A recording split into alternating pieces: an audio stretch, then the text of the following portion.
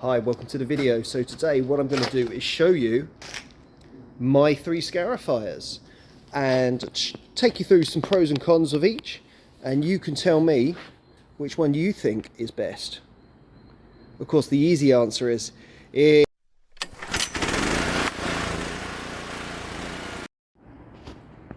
so here we have the 3 scarifiers. We have the Einhill, the Elite and the Camon. Start off with my first one, which is the Einhill. Now this is Einhill Blue, which is the amateur kind of range. They don't make this one anymore. You can only get this in the red version, which is deemed as their professional model.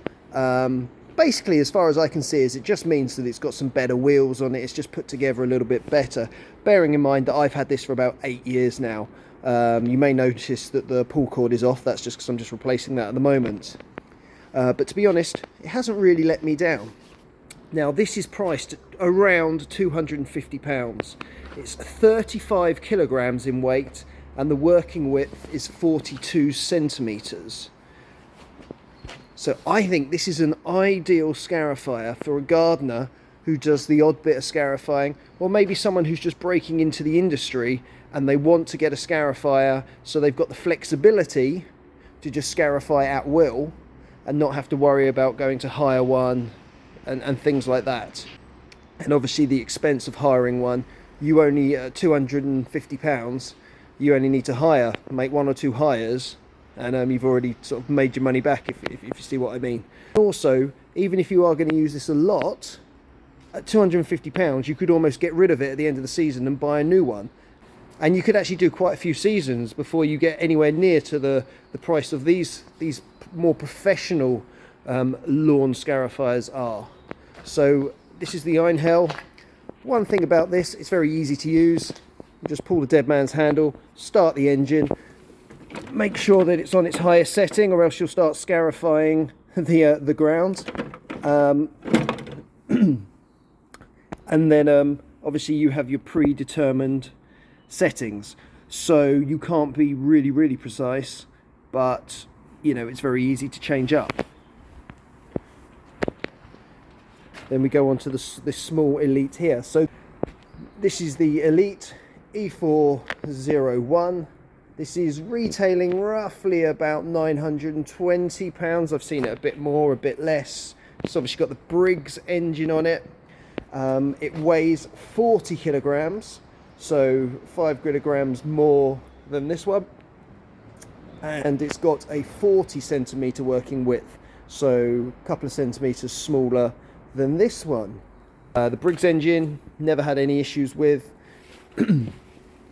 Now with the height adjustments, it's a little bit more faff, but you can be much more precise. What you do need is, I think it's a 16mm spanner, and you have to undo the locking nuts on the wheels on both sides, and then you have the adjusters, and then you have the height guide here. Now this isn't to predetermine the height you want to go in at. That will depend on the lawn and the thatch and the moss issues. All it is that if you line this up exactly with C, you know that on this side you need to line it up exactly with C, so you get an even scarifying. So once you've got the exact height, you then need to tighten them up again and not lose the spanner halfway through the process. What you can do here is, to be honest, don't even bother with these. You just pinch these in and then you fold it over. Now this operates a little bit different to some other ones. When you start the engine starts, and then you pull this lever here. That pulls the engine up, and by pulling the engine up, it tensions the drive belt in the box here. Well, that makes the blades go round. And then we have the Camon. And this is the Camon LS42. There's 2 others in this range, one smaller, one bigger. I should say on the Elite they have many different sizes. This happens to be the smallest one of their range, and this happens to be the middle size of their range. Very similar in its adjustments here, that you can have the accuracy of just turning the wheel here to get the height that you want. So you can be a lot more precise on these two than this one over here. And then rather than having a spanner to lock the height in. On this one, you just put this wheel down here, and then that will lock it in at the exact height you want. This obviously has the Honda engine, and this retails at roughly 1,300, I would say. I've seen it a bit more, I've seen it a bit less. Now, this weighs 68 kilograms, and it has a working width of 42 centimeters, so the same size as the Einhill over here.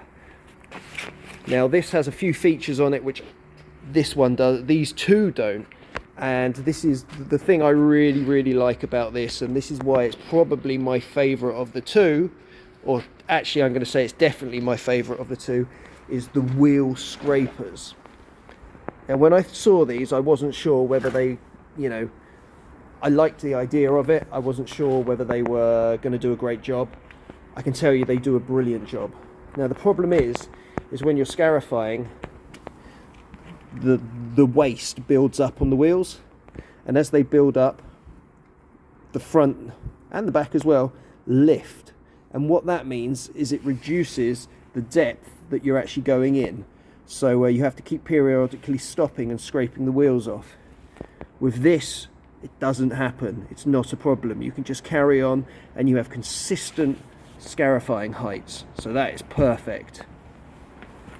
Also on this one, what you have in here is you've got some rubber grommets in there, and that means that this is anti-vibration. So when you're doing a full day of scarifying, it really reduces the fatigue. Also, the engine just sits there on some rubber plates as well, so that's pretty cool. And then this has quick release pins. You pull those out, and then you can just flick this over, so when it's in the van, it doesn't take up extra space. So that's a really good feature, and obviously you can just stick the pins back in straight away.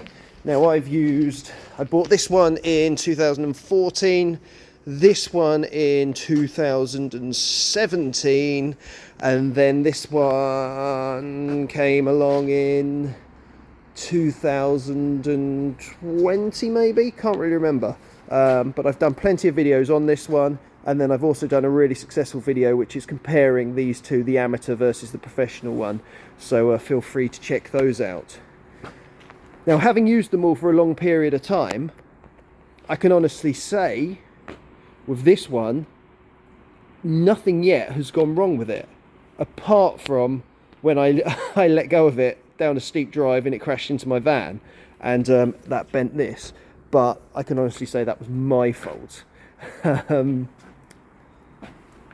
This one here, all been very good. The only thing is, and the only thing I've had to replace is, you can see here I've had to put these bigger washers in, because what happened is when the engine was tilted up, everything vibrates on this plate here, and what it did was it created a big hole sort of as this moved around, and I got to the point where I just couldn't tighten it anymore. So I had to buy a few new parts, and I've had to basically add these plates here to basically make the holes the right size again. If they go again, I'll just have to keep repeating that, but hopefully it shouldn't be an issue. But that's really the only issue I've had with this. And this one here, it is cheap and cheerful, which basically means the engine is kind of like a fake Honda engine as far as I can see, but the only issue I've had is I go through tines very quickly when I was using it as my sort of regular one and only scarifier, so it was getting a lot of use. But actually, if you see there's a phone number there, and if you rang it for about 30 quid, you could get a new set of tines delivered within 48 hours, or scarifying blades, should I say. One thing also to note about this scarifier is you get an option of tines of about 4 different sets of blade cartridges.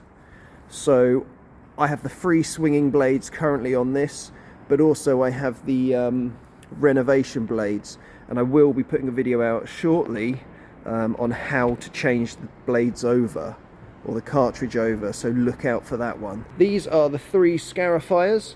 Now, what I should say also, although this is my go-to scarifier, I actually couldn't operate as a sole trader purely with this one because the fact it weighs 68 kilograms. Now, obviously, if you've got a lawn which is up some steps, you can use ramps, but in some cases, that you could have lots of flights of steps, and actually even the longest scaffold boards aren't going to get you up. So I have to keep the smaller, lighter scarifier on board just to get through those smaller lawns. Also, you know, if you've got a tight turning area, something like this just might be that little bit easier to use. So yes, I could have the smaller one, but because I have this one, there's no need to just get another one just for smaller's lighter sake, I suppose. So this has been a little video about my scarifiers. If you'd like the video, please like it. If you haven't already, subscribe, and you know, put in the comments which one you would choose. Right, I'll see you in the next one.